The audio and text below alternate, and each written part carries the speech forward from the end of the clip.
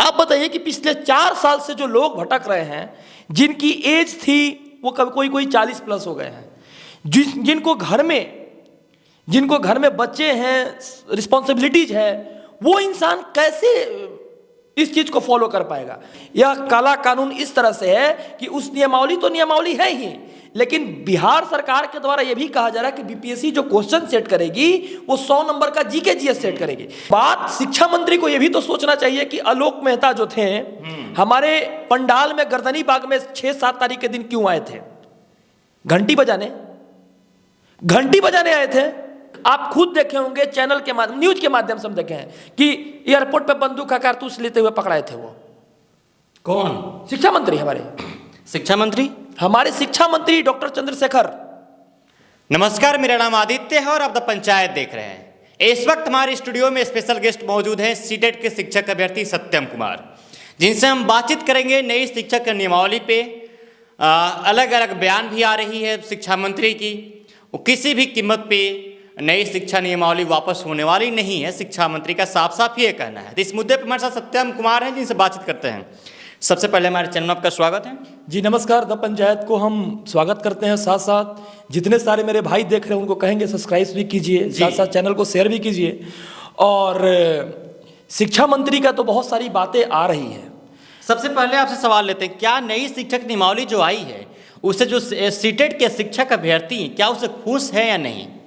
देखिए, ये जो शिक्षक का जो नियमावली आई है यह एक काला संदेश है, काला कानून है बिहार सरकार से। जब आपको नियमावली देनी ही थी तो आप पिछले 4 साल से हम लोगों को रोड पर क्यों रखें? लगभग 60 से 70 आंदोलन हम लोगों ने 4 साल में किया है और हम लोगों ने 45 दिन तक आंदोलन किया है। न जाने कितने सारे शिक्षा मंत्री चेंज हो गए, न जाने कितने अपर मुख्य सचिव चेंज हो गए। उन लोगों को भी यह बात अगर ध्यान में रहती, 2019 के समय में कह दिए रहते कि आपका 2023 में बीपीएससी से एग्जाम लेंगे, तो उस नियमावली का माना भी जाता, चलो ठीक है।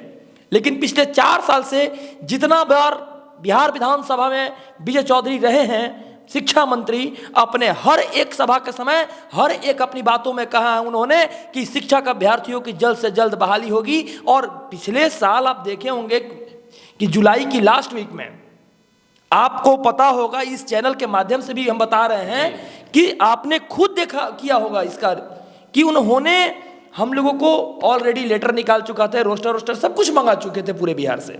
लेकिन शिक्षा मंत्री तो लोगों से ये अपील कर रहे हैं ना कि लोग इसका समर्थन करें, नई शिक्षक नियमावली जो आई है।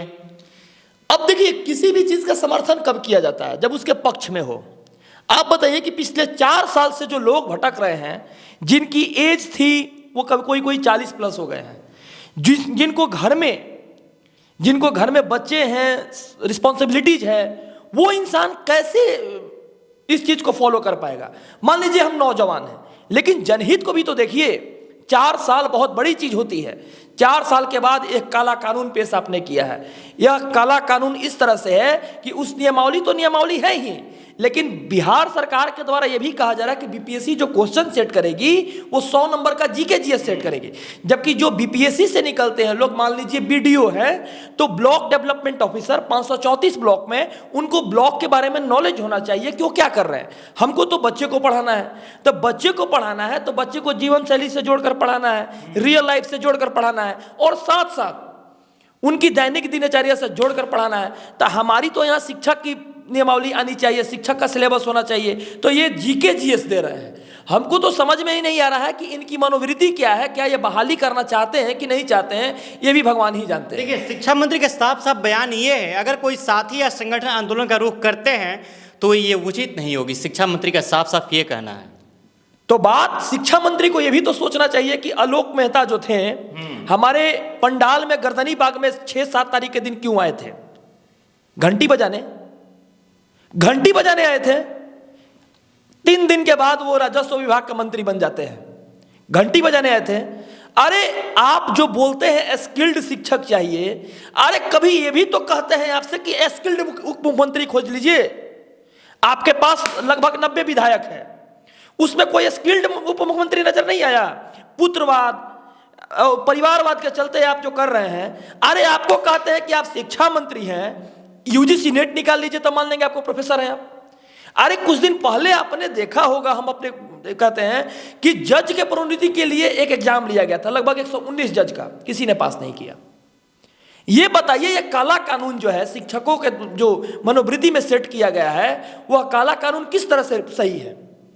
ना सिलेबस का ठीक, ना ही उनकी मनोवृत्ति का ठीक, पता नहीं क्या क्या कब कब वो जाहिर कर देंगे, कब कब दे देंगे। सोचिए ना कि ये भी कहे हैं कि 3 टाइम उनको मिलना चाहिए, शिक्षकों अभ्यर्थियों को 3 टाइम केवल मिलेगा आपको फॉर्म भरने के लिए पूरे लाइफ में। मतलब जो 18 साल की उम्र में निकाल चुका है सीटेट, वो 21 साल के बाद उसका जिंदगी बर्बाद हो जाएगा। ये किस प्रकार की नियमावली है, समझ में ही नहीं आता है। और अपने विधायक बनने के लिए कोई एज नहीं है, उसमें कोई रिस्पॉन्सिबिलिटीज नहीं है। आप कितना क्राइम किए हैं, कोई रिस्पॉन्सिबिलिटी। आप खुद देखे होंगे चैनल के माध्यम, न्यूज के माध्यम से हम देखे हैं कि एयरपोर्ट पे बंदूक का कारतूस लेते हुए पकड़ाए थे। वो कौन? शिक्षा मंत्री, हमारे शिक्षा मंत्री, हमारे शिक्षा मंत्री डॉक्टर चंद्रशेखर। लेकिन वो तो फेक वीडियो बताई जा रही थी ना। फेक वीडियो बताई जा रही थी, गूगल फेक बोलेगा और सारे लोगों का जो बात है वो फेक बोलेगा, न्यूज फेक बोलेगा, तो कहां नहीं जा सकता है। यहां पर सिचुएशन ये है कि एक ग्राउंड है, उस ग्राउंड में तेजस्वी यादव ओपनिंग बैटिंग कर रहे हैं, रनिंग पे है तेज प्रताप यादव, और उसका एम्पायर जो है लालू यादव। तो नीतीश कुमार फिर क्या कर रहे हैं? नीतीश कुमार मैच के मैनेजमेंट कर रहे हैं, किस तरह से मैच चलेगा, किस तरह से क्या होगा। उनके पास है क्या? नीतीश कुमार के पास लगभग 40-45 विधायक से वो क्या कर लेंगे? वो तो खिचड़ी बनाती है पूरे बिहार को।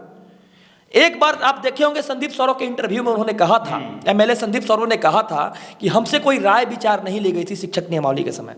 लेकिन वहां पर जाकर किसी एक सभा में जाकर नीतीश कुमार ने कहा कि हम 7 दल के लोगों से बैठक किया, हमने बात किया, उसके बाद हमने नियमावली पर मोहर लगाई। तो ये तो गलत बोला उन्होंने। और फिर 2 दिन के बाद देखिए जाकर संदीप सौरव एमएलए साहब जो है उनका ट्वीट देखिए। तो ये तो गलत की राजनीति घुसपटे कैसे कैसे करके इन लोग आए हैं और कैसे कैसे करके इन लोग अपना पेट भर रहे हैं, दाल गला रहे हैं। ये तो हमको लगता है कि हम लोग शिक्षक अभ्यर्थी बोलना नहीं चाहते, अगर बोलेंगे तो लोग कहेगा नेता बनना चाहता है। देखिए, नई शिक्षक नियमावली के द्वारा बहुत जल्द ही परीक्षा होने वाली है बीपीएससी के थ्रू। क्या बीपीएससी ने इसके लिए सिलेबस जारी किया? ये तो वही हो गया ना कि भोज के दिन कोहड़ा रोपना, भोज के दिन कोहड़ा रोपना। अभी बीपीएससी को भी पता नहीं कि हम किस तरह से एग्जाम लेंगे।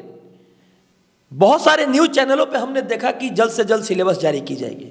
मतलब ऐसा सिचुएशन है कि थोप दिया है। अब बताइए कि जो नियोजित शिक्षक 4,10,000 जो बहाल हुए हैं, उन 4,10,000 नियोजित शिक्षकों में 85,477 सीट पर उन लोग भी आएंगे। यानी उनकी जो सीट खाली होगी वो नए फ्रेश बहाली में आएंगे। आखिर किस प्रकार की नियमावली, किस प्रकार का शिक्षक बहाली है? जब आपका 45,000 लगभग प्रारंभिक स्कूल है तो सारे में तो बच्चे चाहिए ना, सारे में तो शिक्षक चाहिए ना। तो आप शिक्षकों को बहाल कीजिए। आप जो गोल गोल घुमा रहे हैं, इधर का बात उधर कर रहे हैं, बोल रहे हैं कि संगठन आंदोलन करेगी तो उचित नहीं है, तो फिर उस 7 अगस्त के दिन या 6 अगस्त के दिन जो गर्दनी बाग में आके बैठे तो घंटी बजा रहे थे। ये तो आपको भी तो सोचना चाहिए। आखिर आप लोग भी अब कब तक आंदोलन करते रहेंगे? क्या कोई आगे भी आंदोलन होने वाला है क्या आप लोग का? अभी नोटिफिकेशन का इंतजार कर रहे हैं। कैसा नोटिफिकेशन? शिक्षक नोटिफिकेशन का इंतजार कर रहे हैं। 6 to 8 में सीट भी चाहिए। 6 to 8 में सीट नहीं आया और हम लोग के अनुसार नोटिफिकेशन नहीं आया तो जोरदार आंदोलन होगा। जो 1,78,000 भर्तियां होने जा रही हो, क्या है फिर? देखिए, उसमें भी 2-3 तरह का जो चारा है बताते हैं। मात्र 6 सब्जेक्ट का ही एसटीईटी हो पाया है। भोजपुरी में, मैथिली में, बांग्ला में, संस्कृत में बहुत सारा ऐसा सब्जेक्ट है जो 11-12 में नहीं हो पाया, जबकि 57,000 लगभग सीट उसमें है, 56,000 समथिंग। तो उनके लिए भी हो सके तो एस्टेट का आयोजन कहीं करा दे, उन लोग कोर्ट में कह दे कि नहीं हम मेरा स्टेट लीजिए, हम लेंगे। तो ये नियमावली पूरा पेच है। जब सरकार बोल रही कि सीधी नियुक्ति है तो सीधी नियुक्ति के अनुसार आपका नियमावली भी तो ठीक होना चाहिए। मान लीजिए कि और सारे जगह पर जो महिला का सीट भर जाता है उसको पुरुष को मौका दिया जाता है, उसमें संगत कोटि के पुरुष को। लेकिन बिहार में क्या है कि भर गया तो छोड़ दो।